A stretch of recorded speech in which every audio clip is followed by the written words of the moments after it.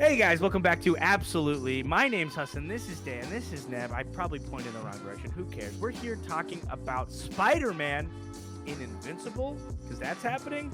This episode is brought to you by Dan. Continue. Into the AM, which can use code Absolutely to save 10% off some incredibly comfortable shirts. Be sure to check them out. The link will be in the description below. It's not that I don't know our sponsor, it's that Dan just does it better. So I like to leave it to Dan. We have the best ad reads I've ever seen, by far. It's fantastic here. I don't know. I do not live up to Sal's. Sal's ad reads are probably the best. Sal does it in an... I can't express how incredible Sal is at everything form. He does. Yeah. Yeah. It is man. But guys, Invincible, sweeping the nation, one of the greatest animated series ever, popped up in 2021. A lot of news out of it. They just are about to start airing season 2, and they aired an Adam Eve special, and then they decided to announce some of the cast. They also did a little video, which I'm realizing now I need to put that as the first thing in the tab.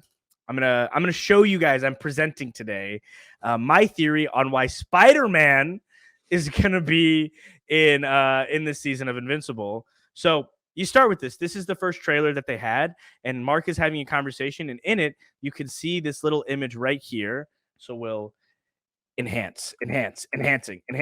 Oh, now we're just at text. enhanced a little too much. Oh, too far. Oh. Rob's direction. That image right there is absolutely the same as this, which we can see here. This is the Invincible Spider-Man crossover comics. I don't know. Image Comics and Marvel have crossed over. Basically, there was a storyline that you're about to see happening in Invincible Season 2, where there's a villain named Angstrom Levy, and his power is multiverse, right? So he can send Mark into a different multiverse. And at one point in Invincible, he sends Mark to a world, and when Mark comes back, he has a spider web attached to his foot while he's bouncing around. He doesn't necessarily address it. Then they gave us this tie-in comic. Mark Grayson ended up in Spider-Man's universe in the Marvel universe. He met Peter. He fought a Sinister Six guy with him. He met the Avengers, and eventually he left. And Spider-Man's like, no, let me come with you. I want to help you. Shoots a web at Mark's foot. That web is still present as Mark is going back to his world. So they did a crossover comic years ago. Obviously, it's like, yeah, just because they did the crossover comic doesn't mean that they're going to do it in the show. But very clearly, we're planting like a seed. This is like a tiny seed because that is indisputably, this might be a little low res for you guys, but the high res versions, this is indisputably that. Like it's an Easter egg. It is very intentionally put there that that it's this cover. It's this crossover cover. And then they announced the new voice cast, and it included Josh Keaton, who is Spectacular Spider-Man, probably the most beloved Spider-Man cartoon of all time, not for nostalgia purposes, because 90s animated Spider-Man, fantastic nostalgia. But Josh Keaton from the sadly canceled Spectacular Spider-Man show recently was a Spider-Man showcased in the Across the Spider-Verse movie as one of the bigger, more speaking characters, which is kind of incredible. So it shows that he's back on Sony's radar. Josh has talked about it a lot, that like how insane it is that he's gotten the call to be Spider-Man again because he never thought it would happen. And he's been rallying fans for years. You could pay him on Cameo and he reads Spider-Man panels. And it's kind of incredible. And he's done some really cool emotional stuff. So we're seeing Josh Keaton's name pop up. And then for everybody, which is kind of confirmed that Spectacular Spider-Man and Invincible might be together on screen. And this might be how we do it. What are your thoughts, boys? Because I think we're getting Spider-Man in the season. Yeah, what do you think, Dan? I think that honestly, they could do some cool stuff with that by making it Spider-Man, but not Spider-Man at the same time, and have like a clone version of Spider-Man, like a Ben Reilly come along with him. Hold on. And Do get you killed. know that? Wait, did you know that they did that in Young Justice? Not to bring that up, but yes, no, I remember the Black Spider, voiced by Josh Keaton. Was it by Josh Keaton? It was by Josh Keaton. So Greg Wiseman, the showrunner of Spectacular Spider-Man, showran Young Justice. So he brought Josh Keaton back to play Black Spider, where he is literally Spider-Man, voiced by a Spider-Man, just a villain. And Josh Keaton even recorded a version of Spectacular Spider-Man theme song called Black Spider, where it's just him like singing about the nefarious deeds of Black Spider and stuff. Incredible. So they've actually done this before. That. Honestly, that is the kind of thing that I would expect from this, is some sort of Spider-Man-esque character to be voiced by him for that exact same kind of thing of it's Spider-Man, but it's not Spider-Man, but we know it's Spider-Man. And I think that would be fun to see Spider-Man Not so much to see like him fighting against any of those other people, but more to see just the character of who Spider-Man is in the Invincible universe. It'd be crazy. But the thing is, in the comics, he never comes to the Invincible world. So it's really Mark leaving into Spider-Man's world.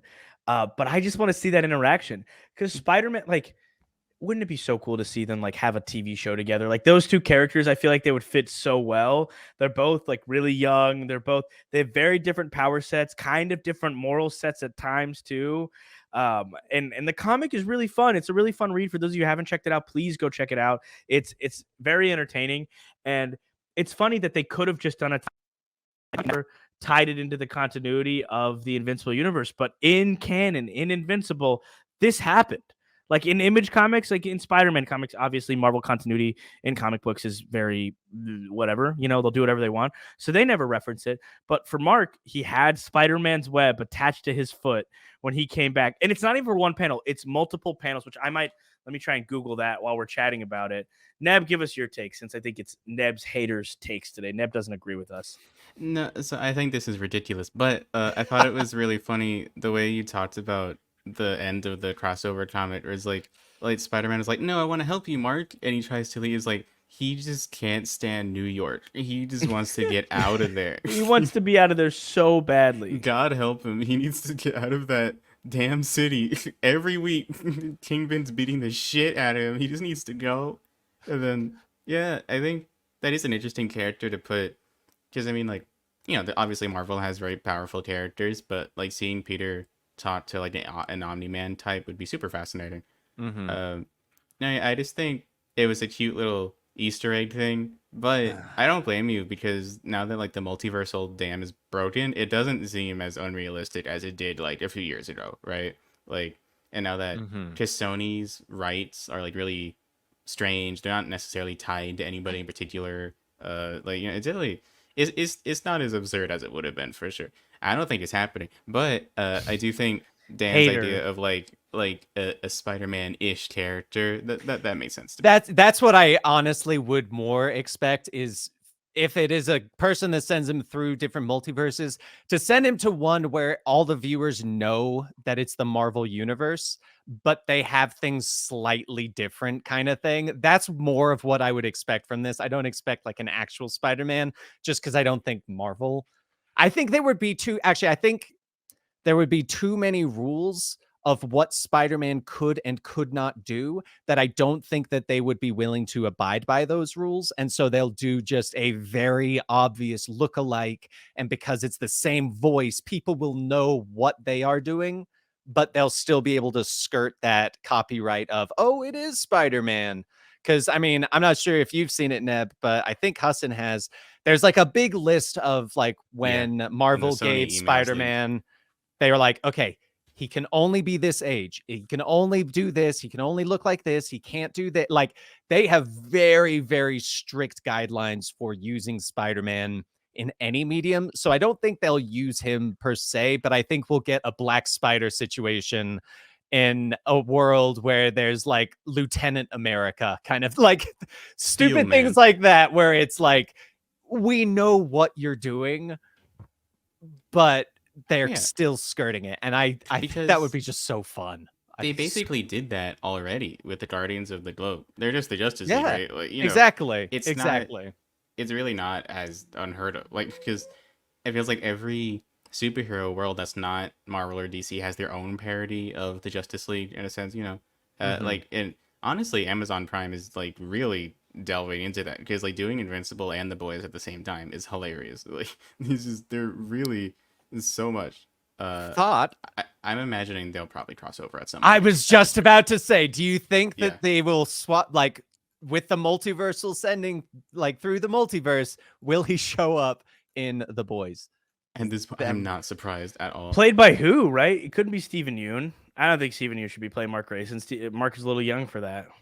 Well, I remember, so they were developing an Invincible live-action movie, and I think they stopped because it's like, they were only doing it because of the success of the cartoon, but it's still going. So it's like doing a live action. I thought they were developing it beforehand, because Stephen Yeun was tied to that as the actor years ago when he was much younger. They were, it's been in development for a while, and then now like they sort of made it go away faster now that like the cartoon was so popular. And there's like, well, we're going in on all this, but like it doesn't make sense to do like an Invincible movie and the cartoon at the same time because it's the same story. Like, because it would presumably be the origin again. So, right. I'm almost there. So in doing research for this, I have to pull the actual panels, but I couldn't find what book this is from, so I had to pull up the TikTok video that I saw that shows it. So that's how much work I put in for you guys here at this channel. So you should go drop a comment right now of how much we love Invincible and how much we love the Absolute Team. So this is him coming back.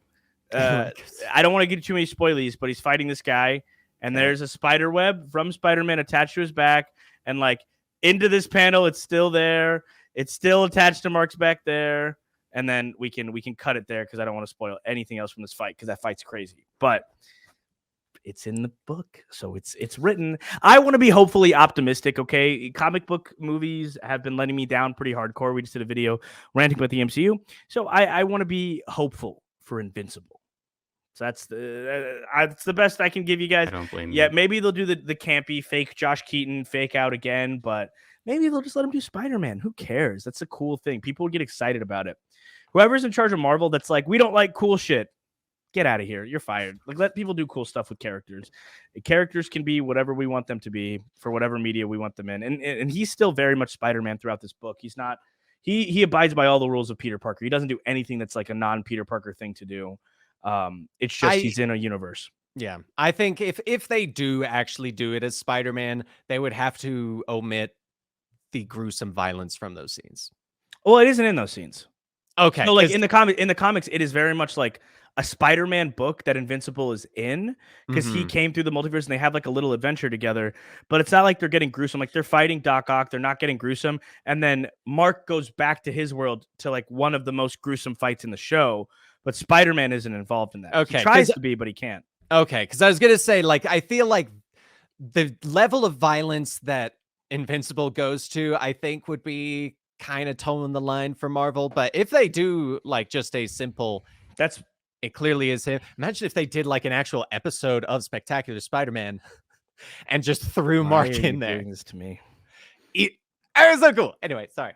Yeah. You got your Spider-Verse cameo. Calm down.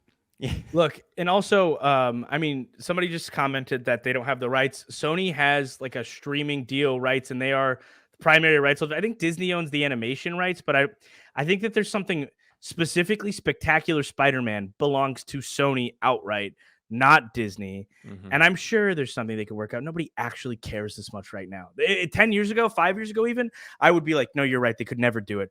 Now they're being a little bit more willy-nilly. We got freaking Sony Spider-Man on screen with Tom Holland Spider-Man. We got Spectacular Spider-Man back in what they knew to be one of the biggest movies in the world. So why not have hope? You guys want to be haters, go hate yourselves, huh? You want to look in the mirror and be angry all the time? That's up to you. I'm going to be excited for maybe Spider-Man popping up in my favorite show because Bro is losing awesome. It. I am a little bit. I saw another comment that was, Husson can't handle the truth. I don't have to handle anything today.